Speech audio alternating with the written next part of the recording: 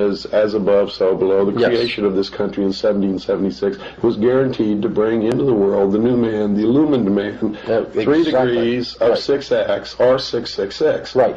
And And, 8 is the number in the old Kabbalistic Freemasonry in Europe. 8 was the number of new beginnings. And the new beginnings, the new beginnings was 17 is 7 and 1, 8. And 13 was, of course, the old mystic number of God and his 12 helpers of God and his 12 months make 13. Mm-hmm. And so... it's also the number of death and rebirth, or resurrection, or right. reincarnation, depending upon how you look at that. But so once you get into all of the symbolism, you see that there is a rhyme and a reason to all of these emblems and symbols. And something else in relation to word symbols, and God knows we're inundated by innuendos and catchphrases in this country especially. We've been hearing since George Bush made it publicly known, something called the New World Order. I want to clarify something for your audience. They probably might already know this, but Europe has been referred to as the Old World, and anything coming out of Europe is Old World. All right. The Vatican has dominated Europe for about 1,500, 1,600 years. The Vatican has dominated Europe. Europe has dominated the world. There was a religio-political, economic scheme of things. That was the order of the day. The old banking houses of the Roman Empire, the old, what was some of the families? Arius, Copernicus, Pisos. The Pisos family were a very powerful banking family who were the main brains behind. They were the Rockefellers of the Roman Empire. the Medicis. The Medicis, absolutely. And so when you understand that there was a banking, fraternal, religio-political order that operated throughout the world, and the Vatican sat on top of that, and that was an old world order. Now, with the coming of America, of course, America is referred to as the New World, and so what we have now is a New World Order. And that New World Order implies that there is a fraternal order operating throughout the world, operating out of America, that seeks to, it seeks to take the place of the Old World Order and bring a new order of the world. But you must understand that you cannot have a new order or a new building on the same site as an old building. So you've got to get rid of the old order first and bring in the new order. When you get into that, and I'm sorry, I'm got a frog in my throat. That's okay. When you get into that, you get into the symbolism Steven Spielberg and George Lucas bring out about Indiana Jones and the Last Crusade, and of course you can't understand the Last Crusade if you don't understand the First Crusade, right? Or the next crusade. Or the next crusade, which is the real crusade, right? And then from there you get the trilogy of Star Wars, and then the Empire Strikes Back, and of course New York is referred to as the Empire State. That's correct. All right, and so you get the Empire Strikes Back, and then of course, you might know this, that in Freemasonry there is a little ideologue or a little genie-like mystical character supposedly in Freemasonry that they said was their mediator between the gods and the Freemasons of the Knights Templars. And that little saint, or that little, what would I say, mediator, in the old Knights Templar tradition was a little short, little monster with pointed ears, and his name was Yoda. And you go into the old Masonic literature and pictures, and you'll see pictures of Yoda, because he was a Jedi Knight. And if you understand the Jedi Knights, where it was connected to the old order of the knightshood of the Knights Templars. So what we're talking about here is the Star Wars. We're talking about a spiritual war in the heavens, so to speak. Well, this was a cosmology, a celestial religion, so to speak. Absolutely. They talk about moving on to the celestial sphere, right? When they discuss passing. That right, and then of course the sun was. Well, the ancient Egyptians said that the sun walked across the sky, so therefore we have Luke Skywalker. Yeah, and then from this comes 1,000 points of light. That's and 1,000 points of light, and 1,000-year reign of the Nazi Empire, or whatever. And what we're talking about here is secret societies and their use of symbols and emblems in religion and politics in philosophy, and incidentally, when you graduate from university, I meant to bring this out. When you graduate from university, you wear a long black robe. The black robe is, of course, the same black robe that the priest wears. It's the same black robe that the judge wears, all right? Because the black robe symbolized it goes back to the old Saturnalian cult, which was pre-Egyptian,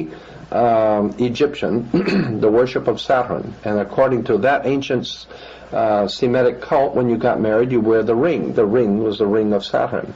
The women would show their submission to that god by wearing the ear ring.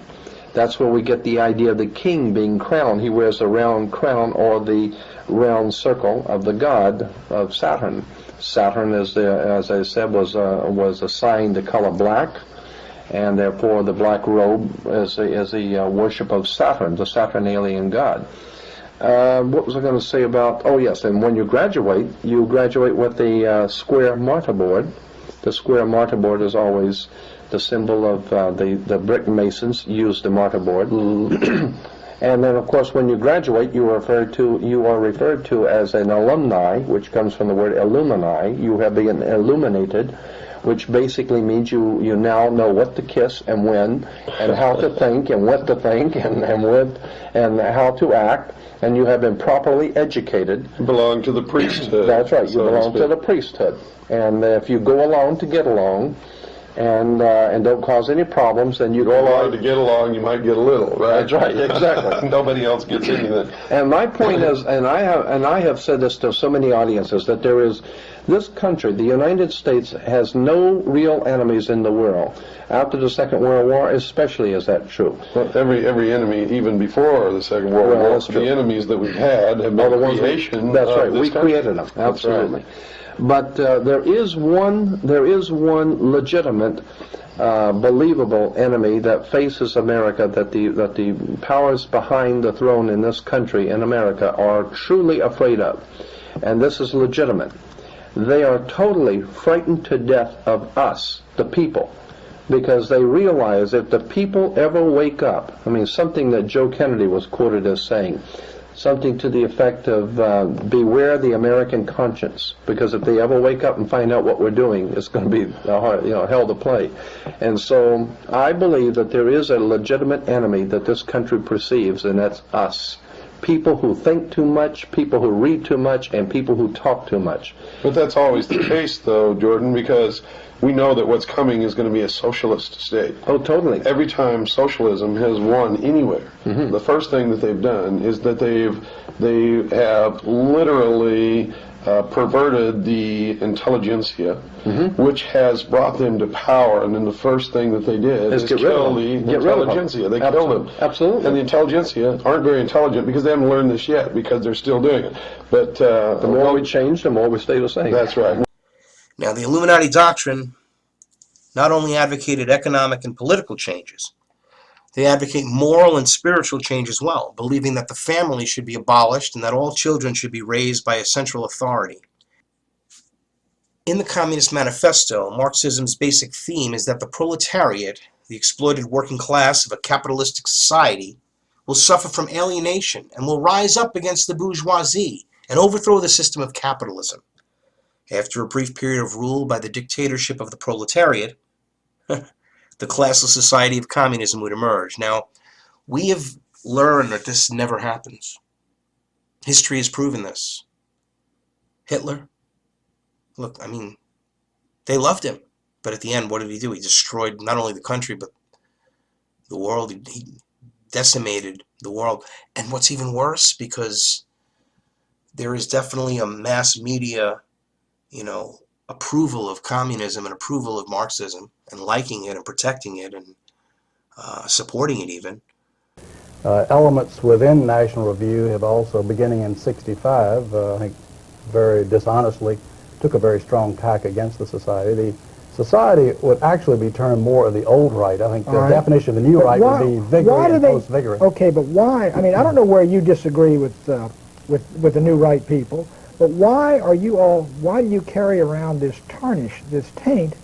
Well, let me give you another reason why he carries around the taint. I'd be glad to give you the answer. Mr. Welch. The reason is because The Society is the only organization in America that is organized at the grassroots level with paid coordinators, with chapters in the communities all across the country. Conservative caucus.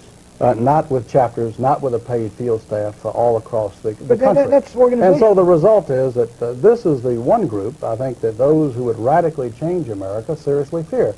And a tremendous campaign was launched in December of 1960 Right. to move to discredit the John Birch Society, and frankly launched initially on orders coming out of Well, Moscow. Mr. McDonald, I'm not a conspirator. I think even Buchanan would vouch for that.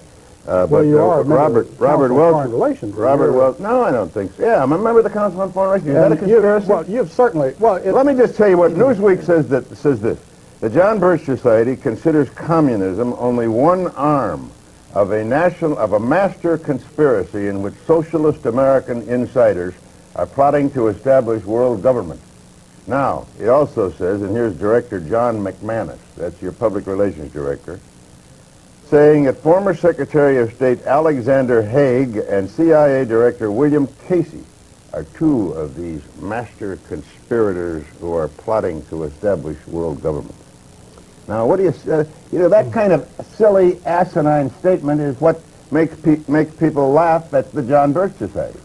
Well, Tom, I'm sure being a long-standing member of the Rockefeller apparatus, and as a member of the Council on Foreign Relations of longstanding, you're fully aware that there is an elitist core in this country that has seen value in subsidizing communism or protecting communism. It has? Sure. You're accusing me of subsidizing communism? No, I'm saying because that I there happen is- to belong to a there is an foreign elite policy core. study group. No, wait a minute. There is an elite core in this country that has dominated American society. Well, I'm not one of Well, them. let me finish. Trilateral Commission. The Trilateral Council on Commission, Foreign Council on Foreign Relations. State Here's a Department, I group- suppose. Well, let's face it, they've dominated the State Department for 40 years, and pretty much openly All right, so. but what are they trying to do? Well, their Congressman? objective is to try to bring about a gradual transition in our society, a dissolving of sovereignty, and a moving steadily to the left on the political spectrum. Well, who It's are the they? belief, the elitist groups that I mentioned, particularly key individuals and policymakers in the Is Council the on Foreign International Relations. Monetary Fund part of this? Well, I would say the International Monetary Fund has certainly been set up for the purpose of facilitating that transfer of sovereignty and transfer of wealth on the road. All right, we to elected something. Mr. Conservative. Let me just finish the All right. point, because otherwise we're going to have a lot of unanswered questions. That you are looking at a group that has worked to bring about a dissolution of national sovereignties on the road to world government. And certainly you're familiar with local professor Carroll Quigley, who has been part of your club, in which he admitted all this. And he said in his book, Tragedy and Hope, the only thing I disagree is that we've worked to keep it a secret. And you see Arthur Schlesinger Jr. writing way back in 1947, says, yes, this is the hidden policy of America. But we can't tell the American public because they're too unsophisticated to see the value. What of is the our instrumentality of world government? Statement What is the like- instrumentality? Of all the through things which- to say about Arthur Schlesinger, that's the silliest statement I ever heard. He never Well- made anything like Well, that. let me suggest that you read the May-June issue of the Partisan Review of 1947, Tom, and you can read it for yourself. It's But called the Arthur Schlesinger Schlesinger said there was a Manifesto. conspiracy, Oh. a conspiracy Oh, to he didn't promote use the communism. word. Oh, no, he didn't use the word conspiracy. I He think said the Tom- objective Oh, is what to kind of bring about. nonsense is Well, this? let me finish. I'll tell you.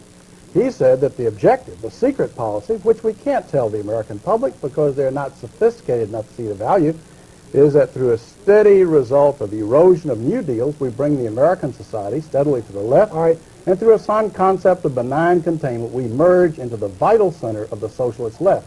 Those are his words, not mine. All You think what- John let me Kennedy ask- was a member of that No, conspiracy? let me ask you this. The World Federalist Movement in the post-war era contained a lot of people who eventually broke with it, and a lot of people thought the UN, in the post-war era, looked toward world government. Indeed, they did, up until 48, 49. But a lot of them said, look, we were utopian. That's over and done with. We can't move. And a lot of them came in Kennedy's government. Schlesinger was in there when they were fighting in Vietnam, launched the effort in Vietnam. Schlesinger was behind the Bay of Pigs. In other words, look, isn't there some move that occurred in the post-war era that now has been dissipated because nobody believes in the utopian ideal of world government anymore? Well, I think there are those that realize that moving straight from a prototype of the United Nations into world government perhaps is tactically impossible.